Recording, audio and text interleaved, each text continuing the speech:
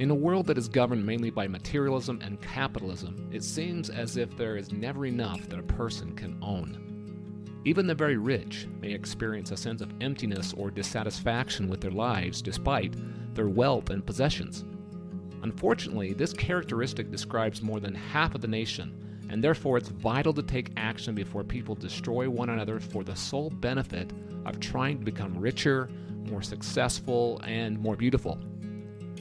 These people need to realize that all of the possessions and pleasures in life are only temporary, and they can never bring them with them when they die.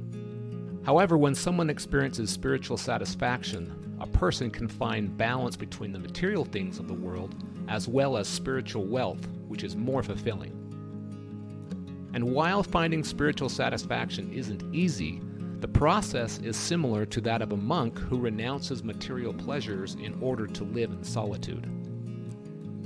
However, considering our world, it is much more difficult nowadays to live like monks, especially that our lives are now basically dominated by materialism. Rather, take it as a challenge to find satisfaction in living simply. Alright, so here are 3 ways to do just that. Step 1, disregard quantity. Basically, the first thing you have to do is think with divine intelligence and disregard the value of quantity. More often than not, people mistake quantity as the basis for richness and value. However, it's exactly the opposite of it. The fact that there are infinite values in this world and that your mind is capable of creating them makes it irrelevant why you should consider quantity as a basis for success. As a matter of fact, if you consider quantity as a basis for success, then you will always be chasing money to make you feel whole.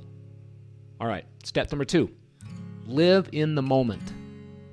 Many people are so concerned with their past or future that they fail to realize they are in fact living in the here and now. As a result, they often forget to express gratitude for what they have in the present because they are focused too much on the past or worried about what may happen in the future. In order to live with spiritual satisfaction, you need to live in the present without exceptions. Enjoy every moment of your life and make sure that every second and minute is spent to the fullest. You see, time is our most precious resource, and once it's gone, we can never get it back. As long as you are aware of this, then you can definitely develop into a much more satisfied individual. Alright, step number 3, accept you are enough. The third and most important thing is to know that by being yourself, you are already everything you need to be.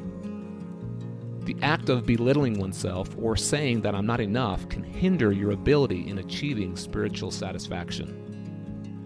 The longer you deny your true self, the longer you will be cut off from the blessings the universe has in store for you. Sometimes you have to stop and realize that your life is happy and amazing. But sometimes it takes something or someone to make you realize it. Alright, so in closing, I urge you to stop for a moment and think about the blessings in your life that are being overshadowed by negative thinking.